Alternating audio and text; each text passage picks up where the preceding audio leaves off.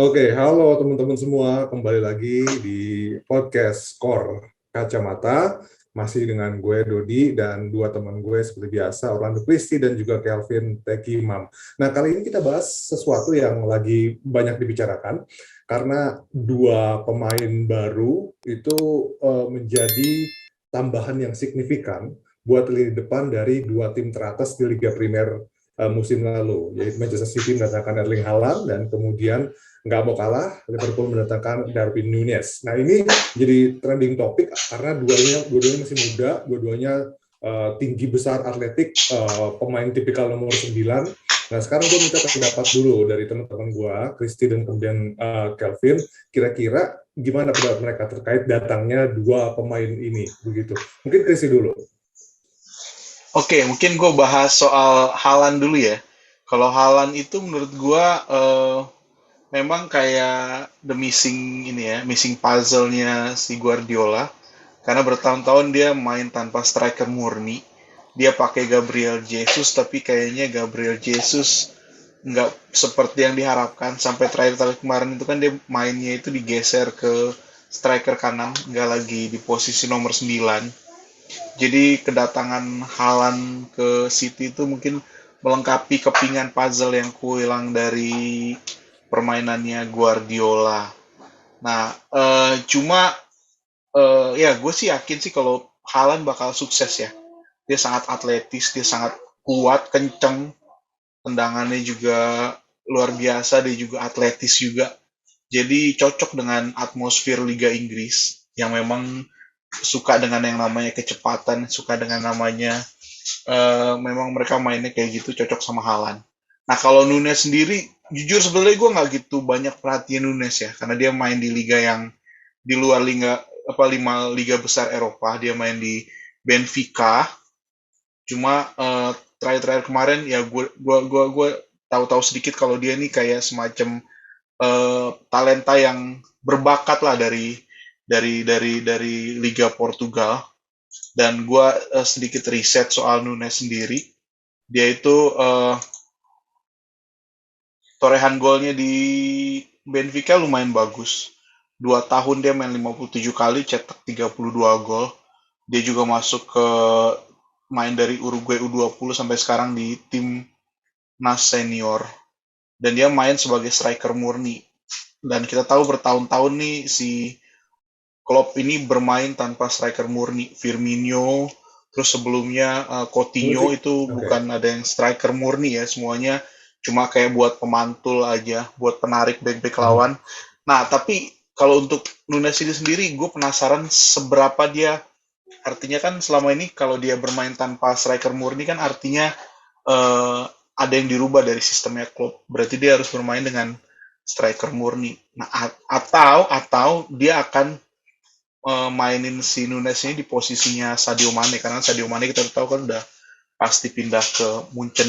Jadi dan Nunes ini sendiri bisa main di posisi second striker dan di kiri juga sih. Tapi posisi terbaiknya adalah sebagai nomor 9. Nah, ini gue penasaran apakah dia akan bisa sebagus itu atau akankah Klopp merubah sistemnya supaya mereka bermain dengan striker murni, karena selama ini striker yang tengahnya cuma buat pemantul-pemantul aja. Itu sih menurut gue sih. Nah, oke, Kel. Jadi gini, ini sesuatu yang memang banyak dibicarakan orang juga ketika yang datang ini dua-duanya adalah penyerang tengah, dan kebetulan dua tim ini adalah dua tim yang sudah lama tidak bermain dengan penyerang tengah. Menurut lu sendiri, Kel, apakah sudah pasti akan cocok nih dua-duanya gitu?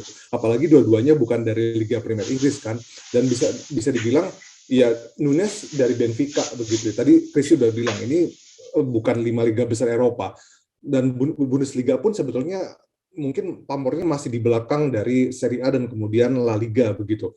Dengan mereka datang ke tim yang tadinya bermain tanpa penyerang tengah, menurut lo adaptasinya akan ribet atau enggak? Ya, sebenarnya kalau tentang transfer ini yang gue kan sekarang suka lihat ada meme-nya ya, suka ada meme-meme nih soal kan sekarang udah banyak nih kan banding-bandingin Haaland versus Nunez. Siapa yang bakal jadi top scorer Liga Inggris. Ini banyak yang ngejokes juga kan di sosmed. Jangan-jangan sebenarnya bener nih kata Pep Guardiola.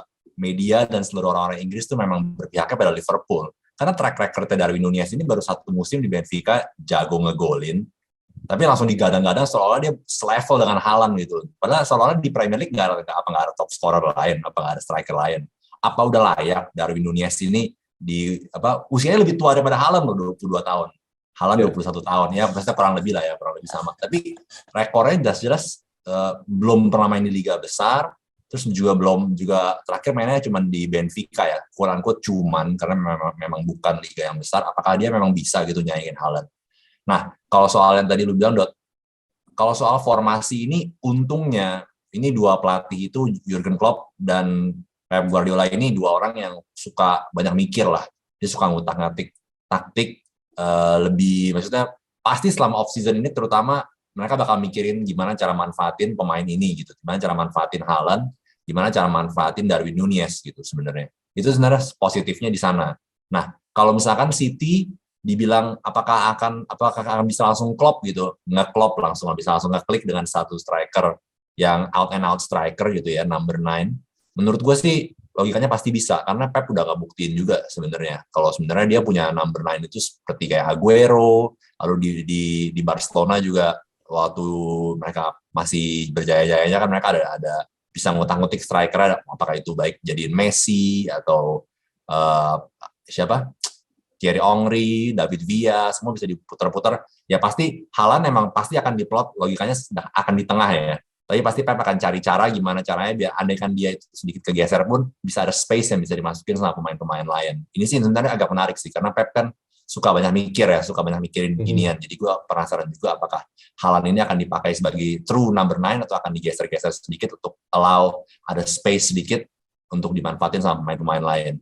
Kalau Darwin Nunez, lihat dari gaya mainan di Benfica ini kan sebenarnya number 9 sering gesernya ke sebelah kiri ya. Jadi sebenarnya menarik posisi dia ini sebenarnya apakah akan ditaruh persis di tengah, kemungkinan Luis Diaz di sebelah kiri, Salah di sebelah kanan, atau apakah ini akan dibuat jadi lebih fleksibel nih, dia bisa tukar-tukar juga posisinya dengan Luis Diaz atau Mo Salah gitu. Jadi tiga yang di depannya ini, pemain depannya ini bisa berotasi juga gitu, saling tukar-tukaran posisi, mengacaukan back-back musuh nggak bisa langsung main marking dengan mudah. Nah ini cukup menarik sih. Jadi cuma menurut gue ini dua pelatih yang tepat lah untuk memanfaatkan dua pemain ini. Mereka pasti akan selama off season ini mikirin setengah mati gimana caranya manfaatin mereka. Menurut gue gitu. Karena udah mahal-mahal juga ya. Bahkan sebetulnya kalau bicara soal top scorer juga kan sebetulnya Haaland sendiri sudah dijagokan Betfair nih, paling tinggi gitu. Dia angka 4/1. Jadi udah banyak yang memprediksi, termasuk rumah judi pun bilang bahwa Erling Haaland akan jadi top scorer. Lewandowski 3 musim di Bundesliga nggak pernah bisa lewatin Lewandowski. Bahkan sebelumnya, kalau misalnya ditarik ke belakang ketika dia di Molde atau ketika dia di RB Salzburg pun, dia juga nggak pernah jadi top scorer. Jadi di ajang liga domestik, dia tuh nggak pernah jadi top scorer. Dia hanya pernah jadi top scorer di Liga Champions ya 2020-2021, dan kemudian bersama tim nasional Norwegia tuh di Piala Dunia U20, dan kemudian di UEFA Nations League 2020-2021 gitu. Jadi ini kesempatan sih kalau emang dia mau jadi top scorer, ini waktunya sekarang gitu. Sementara kalau dunia sendiri ini akan ngebantu untuk ya tadi bola atas ya. Karena kan kita tahulah di Liverpool kan lini depannya cilik-cilik semua gitu. Mane 175, sekarang udah nggak ada. Terus kemudian Salah 175, Luis Diaz 178, Jota 178, Firmino 181 lah. Tapi ya masih tergolong pendek lah kurang lebih gitu. Cuma ada 6 pemain yang tingginya lebih tinggi dibandingkan Nunez ini. 6 pemain itu, Matip 195 paling tinggi, terus kemudian ada Konate, ada Virgil, ada Alisson, ada Fabinho, ada Gomez. Semuanya di pertahanan semua begitu. Jadi ini era baru untuk lini depan Liverpool yang dimana ada pemain tingginya gitu. Jadi luar biasa. Apalagi tahun lalu sebetulnya 20% dari golnya Nunez di Benfica itu lewat bola udara gitu. Jadi dia paling tidak sekarang Liverpool bisa lah memanfaatkan umpan silang dari Trent, dan kemudian Robertson lebih bahaya lagi. Ironisnya adalah meskipun mereka pendek-pendek di lini depan, Liverpool adalah top scorer gol sundulan musim lalu di IPL dengan 16 gol. Jadi dari keseluruhan golnya 16 diantaranya dicetak lewat sundulan. Jadi unsur fisikal itu akan sangat membantu sih buat Liverpool maupun buat Man City. Meskipun ada kritikan sedikit sih buat Erling Haaland gitu ya. Erling Haaland itu tingginya berapa? 194 kan ya. orang expect dia akan banyak goal heading atau kayak gimana. Tapi tahu nggak, dari 86 gol yang dia cetak di Dortmund, ya 86 gol secara keseluruhan, berapa jumlah gol sundulannya? Cuma 7, men. Cuma 7. Dari 86 gol, itu cuma 7 yang gol sundulan gitu. Jadi sebagai fox in the box, sebagai penyelesai, mungkin sisi itu yang perlu masih diasah lagi, meskipun ya kita tahu lah gaya mainnya kan nggak melulu hanya nunggu bola begitu. Jadi mungkin itu yang perlu tambah lagi. Nah, oke. Ini sekarang gue balik ke Christie lagi nih. Kira-kira nih di antara Nunes maupun Haaland, ya mungkin kalau bicara soal high profile, lebih high profile Haaland begitu. Tapi mungkin nggak si Nunes ini bisa memberi kejutan dengan melampaui paling tidak prestasi atau perolehan gol daripada Haaland di musim pertamanya bersama Liverpool, menurut lo? Enggak, tetap Haaland. Gue tetap jagoin Haaland karena dia udah terbiasa dengan liga besar, dan juga kelihatan lah jumlah golnya banyak banget, dan mungkin dia akan dimanjakan dengan permainannya si City gitu. Kalau Nunes gue nggak yakin bisa lampuin Haaland. Tapi kenapa ya, Kelv ya? Maksud gue gini, kan kita tahu bahwa sebetulnya kalau Guardiola itu udah biasa banget namanya splash uang untuk bisa mendatangkan pemain-pemain baru gitu, pemain-pemain bintang. Nah, ini kan sebetulnya ada kritikan juga nih buat Jurgen Klopp begitu. Dia di tahun 2016 kan pernah mengkritik MU ketika mendatangkan Paul Pogba. Dia bilang angka sebesar itu tidak cocok untuk satu orang pemain aja. Kalau satu pemain itu cedera, maka habislah gitu kan. Nah, ini justru sekarang dia mendatangkan pemain dengan harga yang mahal juga. Mirip-mirip harganya sama Van Dijk, bahkan kalau misalnya performanya bagus bisa naik begitu. Ini ngejilat ludah sendiri atau memang ya udah tren zaman sekarang, kalau lu mau dapat pemain bagus ya lu harus bayar mahal? Ya menurut gue sih Pep agak kejilat ludah sendiri ya, karena ironisnya juga sebenarnya di tim manapun yang Pep latih, sebenarnya dia pasti ada pembelian-pembelian yang harganya lumayan mahal. Kayak misalnya waktu di Bayern ada Javi Martinez, ada Thiago Alcantara juga. Dan sekarang di Manchester City juga ya siapa yang lupa, banyak kan, dari Riyad Mahrez, Raheem Sterling, maksudnya dia memang pemainnya, dia dapetin pemain-pemainnya mahal-mahal juga gitu. Jadi sebenarnya gue nggak ngerti kenapa Pep harus kritik seperti itu ya. Tapi kalau sebenarnya gue tertarik sama pertanyaan lu tadi, Dot, soal top scorer itu ya. Kalau lihat dari top scorer ini, Erling Haaland ini sebenarnya kenapa dia nggak bisa jadi top scorer gitu? Satu, memang lawannya di Bundesliga Lewandowski, jadi ya mungkin emang berat di sana. Tapi sebenarnya Haaland ini musim lalu, walaupun goal scoringnya dia itu benar-benar tajam, dia juga beberapa kali cedera yang lumayan panjang. Dia ntar 6 minggu cedera, lalu main sebentar, habis cedera lagi, begitu main timnas Norwegian, ntar main ada ototnya ketarik atau apa. Memang gaya main dia ini memang sangat sangat fisikal ya. Dia larinya salah satu pemain yang paling kencang di Dortmund, dan salah satu pemain paling kencang di Bundesliga juga. Justru kadang pemain-pemain yang kita bisa bilang physical freak ya, kita mesti bilang Haaland ini agak freak lah. Tingginya 194 cm, tapi larinya kencang banget. Justru yang ngeri ini dia bisa jadi nggak jadi top scorer karena dia cedera. Nah, resikonya nih City, dia mesti ada dua alternatif strategi nih menurut gua. Let's say kalau Haaland sehat terus, nothing to worry about.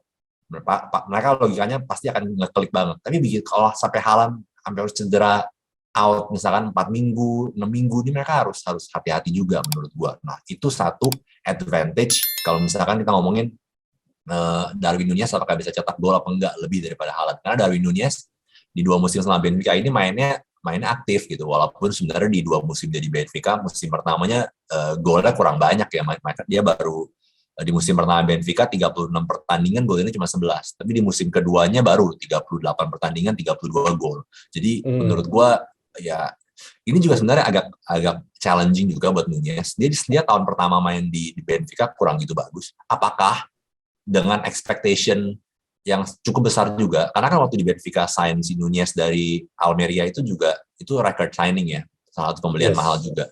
Nah, ini dengan pindah ke Liverpool dengan harga yang lebih mahal lagi gitu, apakah pressure itu akan membebani dia di musim pertama gitu? Ya cukup menarik sih menurut gua di sisi itu.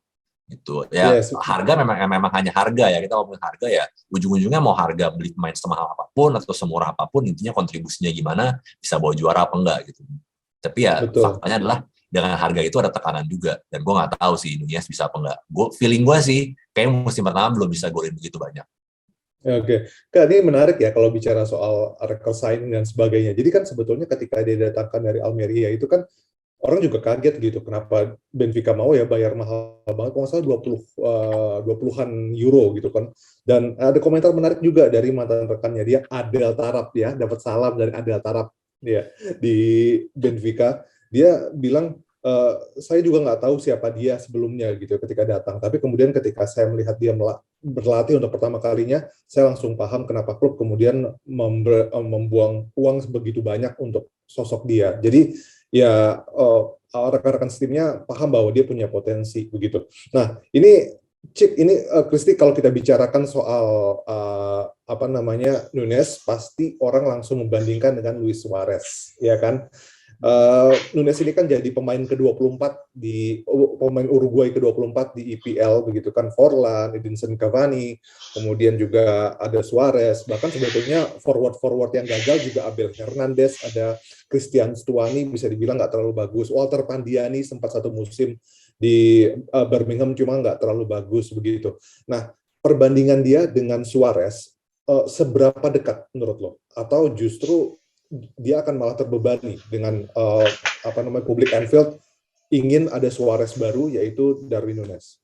Nah, ini yang kita belum tahu ya. Kalau Suarez itu kan kalau dilihat dari gaya mainnya beda lah ya sama si siapa Nunes. Nunes ini gue lihat kayak dia physical banget ya. Terus kalau misalnya si Suarez itu kan dia kayak apa ya? Dia benar-benar kayak nomor 9 murni yang benar-benar mengandalkan kecerdikan gitu.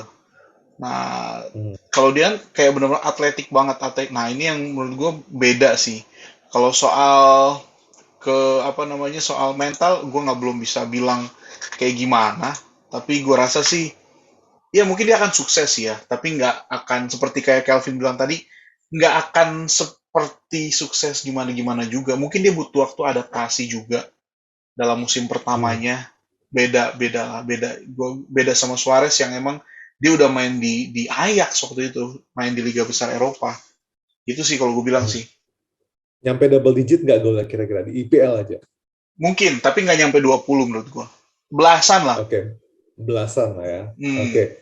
Nah, kalau misalnya tadi Betfair sudah menjagokan Erling Haaland bakal jadi top scorer, sejauh itukah keyakinan lo bahwa Erling Haaland di musim perdananya di Manchester City bisa jadi top scorer? Nah, kalau misalkan kita ngomongin soal rumah judi kan mereka pasti setting odds itu untuk ngejebak orang-orang untuk Haaland gue pasang 100 pounds menang 400 pounds gitu. Good deal. Ya itu cuma jebakan aja. Tapi ya kita ngomongin dari track record Haaland 109 pertandingan di 3 musim terakhir ya di Dortmund dan juga di Red Bull Salzburg. Itu tuh rekornya memang dahsyat sih. Jadi 109 pertandingan 110 gol. Jadi ya wajar kalau misalkan dia dipasang harganya segitu gitu untuk jadi top scorer sebagai favorite. Nah, cuman ya apakah dia bakal jadi top scorer? Menurut gue sih kalau kita ngomongin soal 100%, mungkin 60%-nya peluangnya dia sih. Asal dia bisa stay healthy, menurut gue jumlah golnya bakal luar biasa banyak. Menurut gue ya. Kalau misalkan Darwin Nunez, mungkin golnya nggak bisa lebih dari Haaland, tapi menarik untuk diperhatiin karena memang kalau misalkan ekspektasinya sama Luis Suarez, waduh itu terlalu jauh lah. Luis Suarez waktu di Liverpool benar-benar brilian ya. Mungkin lebih dekat ekspektasinya lebih mirip ke Edinson Cavani ya. Kalau menurut gua sama-sama pemain physical, berotot, kencang juga larinya. Sama-sama gondrong. Betul, sama-sama gondrong juga. Dan tipe-tipe permainannya sama-sama bisa main di sayap juga. Tapi memang kelebihannya itu dia adalah eksploitasi space ya. Jadi misalkan dia itu one-on-one sama defender, dia pasti bakal adu lari sama defender. Dia tendang bola agak jauh untuk dia adu lari sama defendernya gitu. Dan di skema Liverpool ini mungkin opportunity itu akan muncul juga karena dengan gaya main Liverpool yang gegen pressing, ingin menyerang dengan cepat. Cuman kalau misalkan dia lama bermain di tengah, takutnya ini bisa jadi problem juga. Bisa nggak dia manfaatin space-nya agak sempit gitu di sana? Karena kita tahu Salah pasti akan masuk ke dalam, Luis Diaz pasti akan masuk ke dalam, jadi space di tengah pun pasti akan lebih terbatas. Ini sebenarnya cukup menarik di sana. Mungkin gue rasa 10 gol bisa, tapi top scorer sih kayaknya masih tetap lebih ke Haaland dan mungkin pemain-pemain lain lah seperti mungkin ya kita jangan lupa Son Heung-min, Harry Kane, ya itu juga patut diperhitungkan gitu.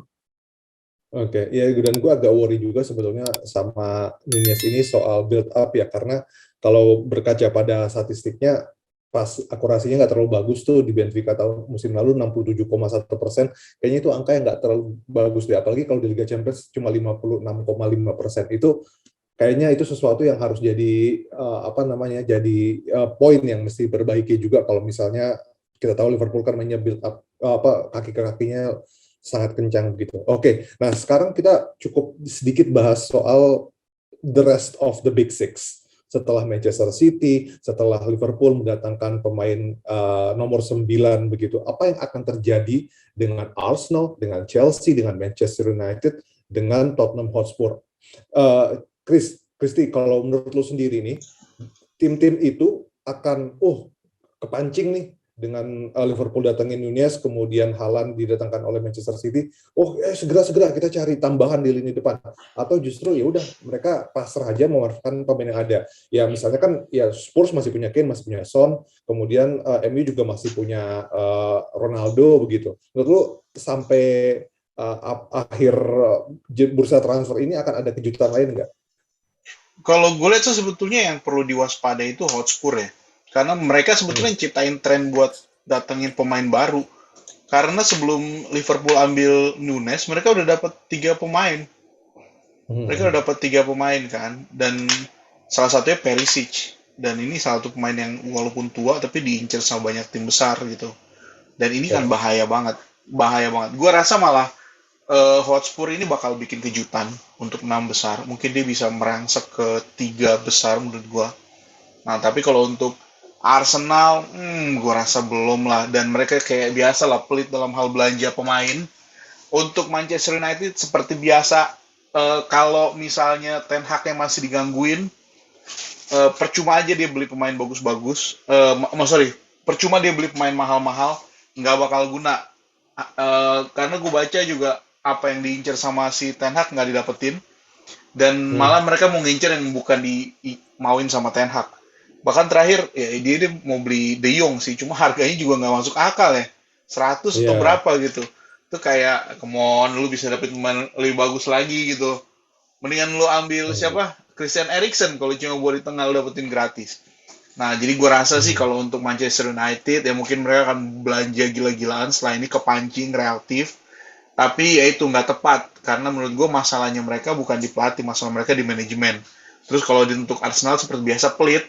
Nah, Hotspur ini menurut gue cerdas banget, mereka udah dapet 3 pemain yang bagus. Terus siapa satu lagi ya?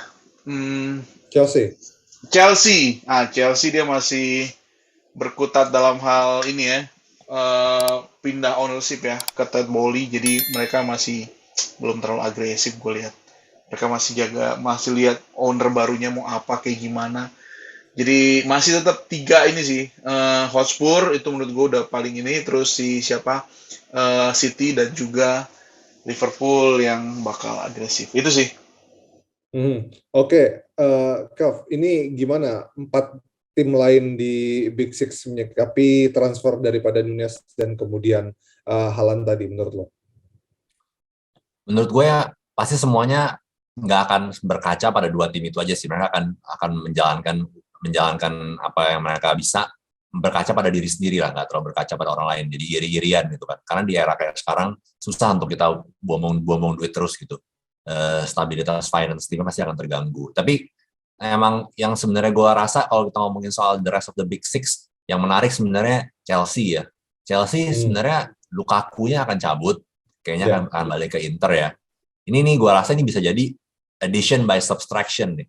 Jangan-jangan. Emang kadang-kadang kalau kita punya tim itu 20 pemain moodnya bagus, 1 pemain yang moodnya jelek ini bisa merusak semuanya. Entah kenapa energi negatifnya itu jadi menularin yang lain ya. Terus ditambah ke situasi Chelsea tahun lalu itu juga membuat mereka down year lah tahun lalu.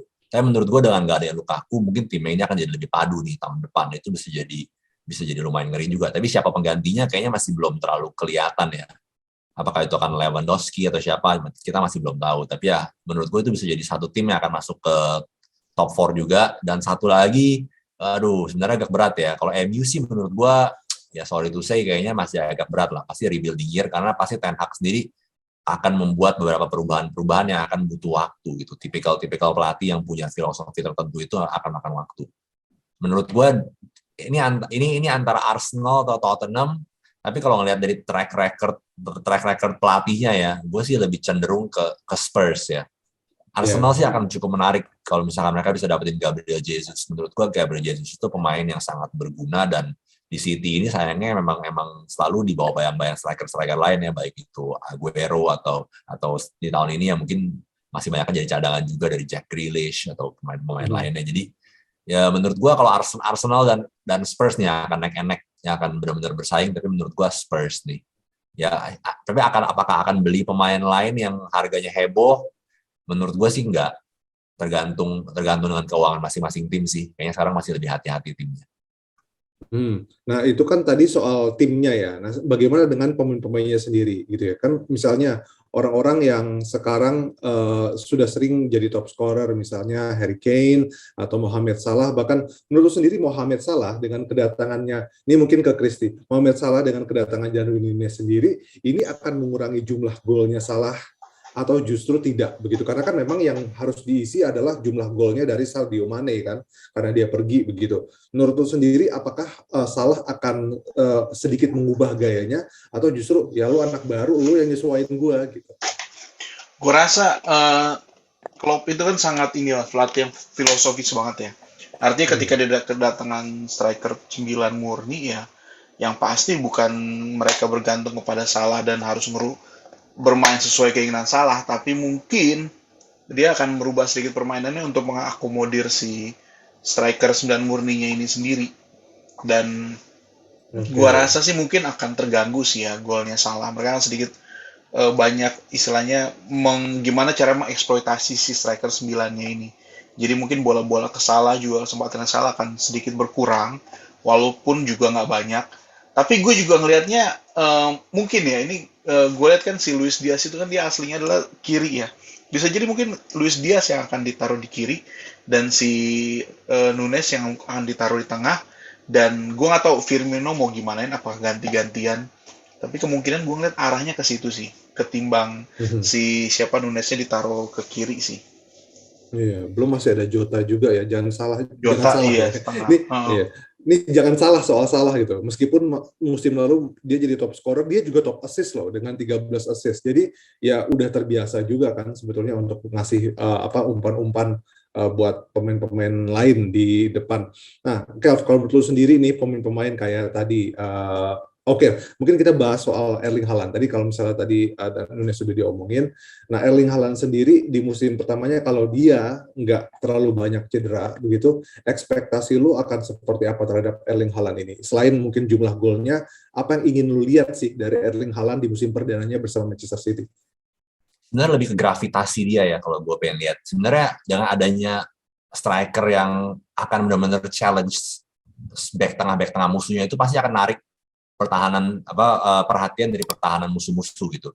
Justru dengan terlalu banyak mata yang arah ke dia, ini justru bisa jadi penyerang lain, baik itu mungkin Riyad Mahrez, Jack Grealish, atau mungkin dari pemain dari midfield seperti Ilkay Gundogan, itu sebenarnya bisa jadi berbahaya juga.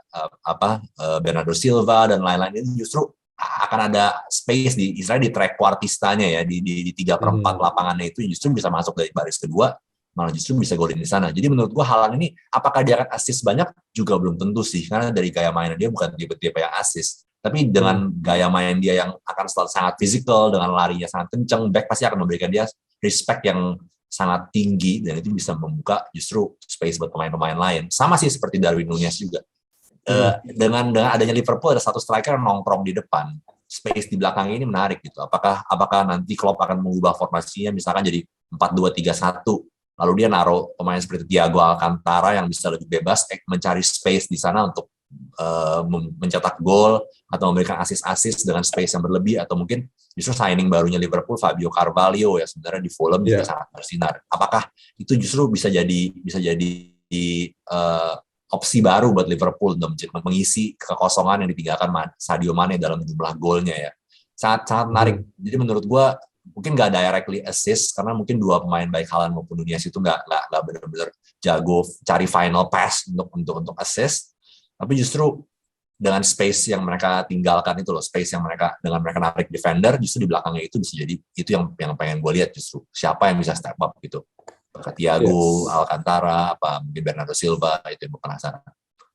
Ya, semua orang menunggu mungkin pertandingan pertama mereka begitu. Penasaran juga apakah kemudian kedua pemain ini akan diturunkan sebagai starter di pertandingan pertama, karena kemarin kan sudah keluar juga ya jadwal untuk IPL di musim 2022-2023. Patut kita tunggu juga. Ya, memang ada nuansa optimisme juga ya dari kita bertiga bahwa kedua pemain ini akan sukses. Haaland mungkin karena sudah lebih high profile, dipikir akan lebih sukses, begitu. Sementara Nunez ya mungkin masih beradaptasi, tapi kita tunggu. Dan yang paling kita tunggu juga adalah akan seperti apa gaya main di lini depan begitu, dengan adanya dua penyerang tengah yang fisikal kan, itu yang paling kita tunggu begitu. Jadi itu dia tadi hot takes kita dari Christy dan kemudian Kelvin. Dan seperti biasa di akhir kita kan selalu ada sesi-sesi salam-salam nih. Ini kira-kira dari Christy, dari Kelvin ada salam-salam nggak nih? Kalau gue sih duluan ya, lu berdua dapat salam dari Patrick Berger. Oh iya, Patrick, karena temanya Liverpool ya. Lu looking forward ke Nunez sama Haaland, gue sebenarnya lebih looking forward ke salam-salam ini, Dot. Makanya gue udah siapin kan dari kemarin di grup juga. Salam dari Stefan Schwab sama Ixel Osmanovski. Ya, Bari, ya luar biasa. Sama tim kecil ini kita nggak ada lupain lah. Kalau Christy dapat salam dari Paul Dikov tuh. Paul Dikov ya. Sama Sean Gotter. Ini karena ngomongin Benfica dapat salam, lu pasti pada nggak tahu ya. Kalau Benfica tuh kipernya Robert Enke tuh pernah main di Benfica. Oh ya, Germany. Iya. Luar biasa. Jadi ingat ya. Kalau Benfica jangan lupa juga the next Pele, Freddy Adu main di Benfica juga. Wah, Pablo Aimar pernah di situ ya, jangan lupa. Pablo Aimar juga sama back Real Madrid, Dot. Fabio Coentrao, titip salam juga. Wow, Coentrao. Iya. Oke, jadi karena waktunya udah terbatas, itu dia tadi hot takes gue, kemudian Christy dan juga Kelvin. Kira-kira siapa yang akan lebih sukses di musim perdananya? Apakah Nunez atau Haaland? Silakan tulis di kolom komentar begitu. Atau kalau perlu sekalian aja tebak berapa gol yang akan dicetak oleh Haaland, berapa gol yang akan dicetak oleh Nunez di musim perdananya bersama Liverpool dan juga bersama Manchester City. Untuk itu kita udahan dulu aja ya, karena ini kita rekam malam minggu, udah malam begitu. Besok udah mau liburan lagi. Dan sampai jumpa di podcast episode berikutnya. Salam skor kacamata.